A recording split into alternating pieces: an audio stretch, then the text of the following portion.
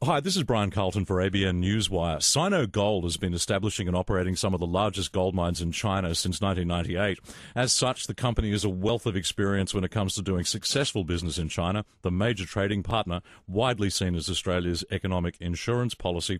And in uncertain economic times, getting the very best advice is always the best advice.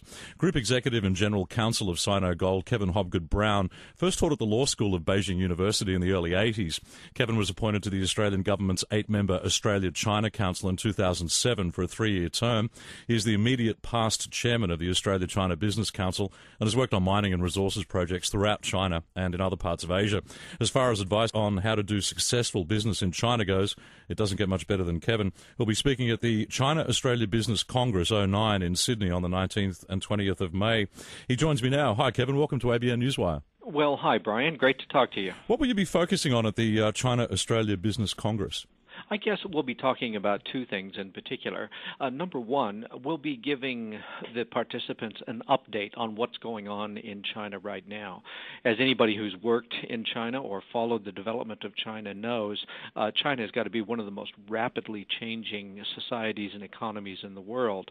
That's no different now that there's an economic crisis. China is a very complex place. I spend a lot of time up there, and we'll be sharing some of our experiences as to what the current situation is on the ground in China. It is certainly volatile. A significant proportion of China's $585 billion economic stimulus package is infrastructure spending.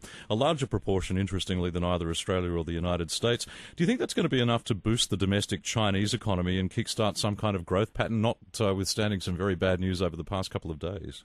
I think that it will have a very significant impact on the economy. While I was up there 2 weeks ago, I was speaking to a variety of people in Beijing about the impact of the stimulus package, and there were people who were telling me that they've already started to see increased economic activity in the construction and the various service industries that support infrastructure projects.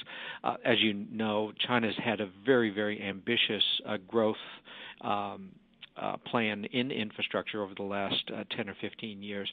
So it's got a real backlog of infrastructure projects waiting to take place. And so this stimulus package has really allowed the government to start paying for things that have already been planned, in many cases approved, but just hadn't had the funding. And so now with this stimulus package, we've got funding, and we're already starting to see the results. What sort of positive impact is that likely to have on the Australian resources sector?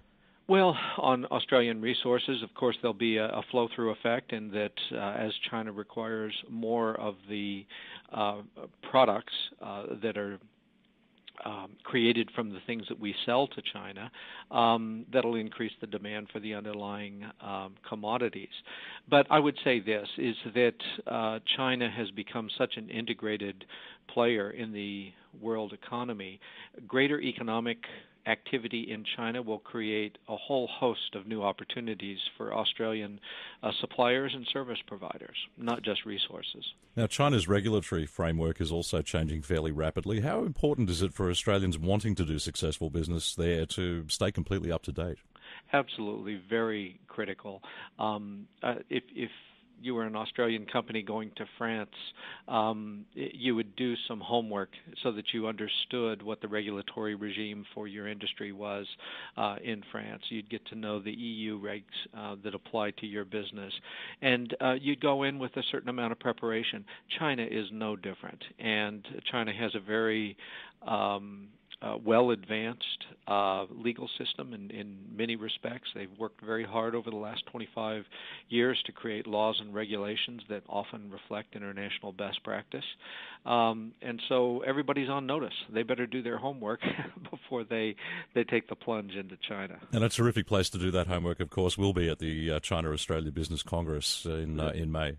There'll be lots of people who have good first-hand experience there, and so it's a great opportunity for people to learn from the experience of people who've been knocking around that country for quite a long time. And the best way to register, of course, is by going to www.acevents.com.au/China Business 09.